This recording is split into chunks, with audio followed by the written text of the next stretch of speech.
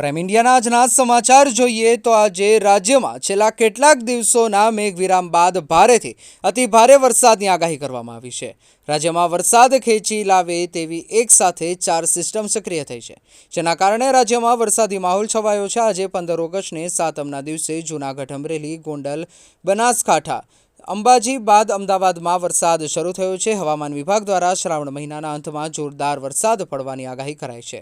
સાથે 17મીથી દક્ષિણ ગુજરાત અને સૌરાષ્ટ્રના જિલ્લાઓમાં ઓરેન્જ એલર્ટ જાહેર કરાયું છે।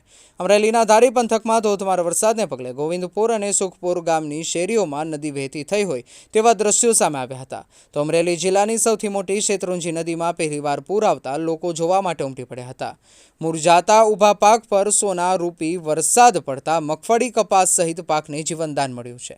લાંબા વિરામ બાદ ખાંભા ગીર પંથકમાં વરસાદ શરૂ થતાં જગતના તાતની ચિંતા ઓછી થઈ છે। થરાદના મોરથલ અને થેરવાડા ગામની સીમમાં એક દુઃખદ અકસ્માત સર્જાયો છે। બોલેરોને બાઇક વચ્ચે થયેલ અકસ્માતમાં એક મહિલાનું મોત નીપજ્યું છે। ઘટના મુજબ માતા તેમના પુત્ર સાથે બાઇક પર મુસાફરી કરી રહ્યા હતા। દરમિયાન બોલેરો સાથે તેમના વાહનની અથડામણ થઈ અકસ્માતમાં રેશમાબેનને ગંભીર ઇજાઓ થઈ હતી। ઇજાગ્રસ્ત મહિલાને તાત્કાલિક સારવાર માટે હોસ્પિટલમાં ખસેડવામાં આવ્યા હતા। જોકે સારવાર દરમિયાન તેમનું મૃત્યુ નીપજ્યું હતું। મૃતદેહને પોસ્ટમોર્ટમ માટે થરાદની સરકારી હોસ્પિટલમાં લઈ જવામાં આવ્યો છે।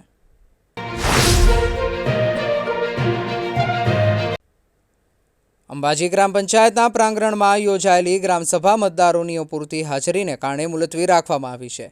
સરકારના નિયમો અનુસાર ગ્રામસભા માટે ગામની વસ્તીના ઓછામાં ઓછા 10% મતદારોની હાજરી આવશ્યક છે। બેઠકમાં સરપંચ, ઉપસરપંચ અને મોટાભાગના પંચાયત સભ્યો હાજર રહ્યા હતા। અંબાજી પોલીસની હાજરીમાં શરૂ થયેલી આ ગ્રામસભામાં નિર્ધારિત સંખ્યામાં મતદારો હાજર ન રહેતા બેઠક મુલતવી રાખવી પડી। સરપંચે આભાર વિધિ સાથે જાહેરાત કરી કે નવી તારીખે ગ્રામસભાનું આયોજન કરવામાં આવશે। ગામના વિકાસ માટે ગ્રામસભા મહત્વપૂર્ણ છે, કારણ કે વિકાસ કાર્યોના એજન્ડાને મંજૂરી મેળવવા માટે પૂરતી સંખ્યામાં મતદારોની હાજરી જરૂરી છે। સરકારના નિયમો મુજબ ગ્રામસભામાં મહિલા મતદારોની હાજરી પણ આવશ્યક છે।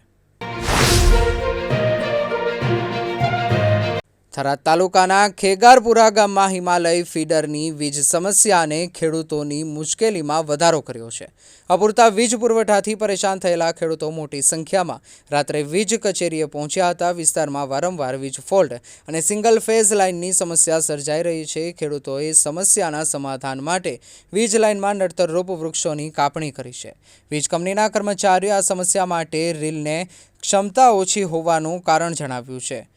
વીજ કંપનીના કર્મચારીઓએ સ્પષ્ટ કર્યું કે રિલેની ક્ષમતા વધારવાની કામગીરી તેમના અધિકાર ક્ષેત્રમાં આવતી નથી। તેમણે ખેડૂતોને હેલ્ફર અથવા જીઈબીની મુખ્ય કચેરીમાં રજૂઆત કરવાની સલાહ આપી છે। ખેડૂતોએ પૂરતો વીજ પુરવઠો મેળવવા માટે આવેદનપત્ર આપવાની જાહેરાત કરી છે।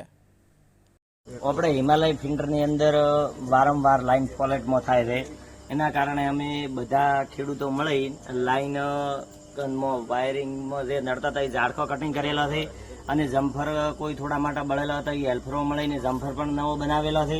વધતા હાલમાં લાઇન ફોલેટમાં રહે છે, લાઇન મળતી છે નહીં। 3 ફેઝમાં પણ વારંવાર ટીપો હાલે છે અને સિંગલ ફેઝ લાઇન તો રહેતી જ નથી। એના કારણે બધા અમે જીઈબીની ઓફિસે આવ્યા હતા। તેમાં હેલ્ફરો દ્વારા અમને એવું જાણવા મળ્યું કે રેલે ઓછું પડે છે, એના કારણે ફિલ્ટર પડી જાય છે। તો અમે રેલે વધારવા માટે મહેનત કરી અહીં કીધું પણ કે અમારા અંડરમાં આવતું નથી, તમારે હેલ્પરો અથવા તો જીઈબીની મેન ઓફિસે જઈને રજૂઆત કરવાની થશે અને એના દ્વારા રેલે વધી શકશે। તો એ માટે અમે બધા ભેગા થયા છે અને વારંવાર ખેડૂતો હેરાન થઈ રહ્યા છે। તેમાં હવે અમારો આ પ્રશ્ન સોલ્વ થાય એવી આશા છે અને વિનંતી છે કે અમે કાલે જઈને આવેદનપત્ર આપીશું અને જો અમારું સોલ્યુશન નહીં થાય લાઇનનું તો અમે ધરણા પણ ઉતરીશું। અત્યારે 12 વાગવા આવ્યા છે તો પણ અમે લાઇનના કારણે હેરાન થઈએ છીએ અને બધા ભેગા મળી અને લાઇનનો ફોલ્ટ કાઢવા માટે આવ્યા છો અને અહીં સાહેબોને મળ્યા છો। સાહેબે કીધું છે કે તમે આવેદનપત્ર ઓફિસે જઈને આપો। અમે ઓફિસે જઈને આવેદનપત્ર આપવાના છીએ। શક્તિપીઠ અંબાજી મંદિરમાં 79માં સ્વતંત્રતા દિવસની ભવ્ય ઉજવણી કરવામાં આવી છે। અંબાજીથી 3 કિલોમીટર દૂર આવેલા ગબ્બર પર્વત પર માતાજીના મંદિર અને ઝૂલાને તિરંગાથી શણગારવામાં આવ્યા છે। શક્તિ, ભક્તિ અને આસ્થાનું ત્રિવેણી સંગમ ગણાતા અંબાજી મંદિરમાં દરરોજ હજારો માઈ ભક્તો દર્શન કરવા આવે છે.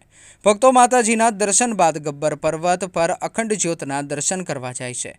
15 ઓગસ્ટની ઉજવણીના ભાગરૂપે મંદિર પરિસર અને માતાજીના ઝૂલાને તિરંગાથી સજાવવામાં આવે છે.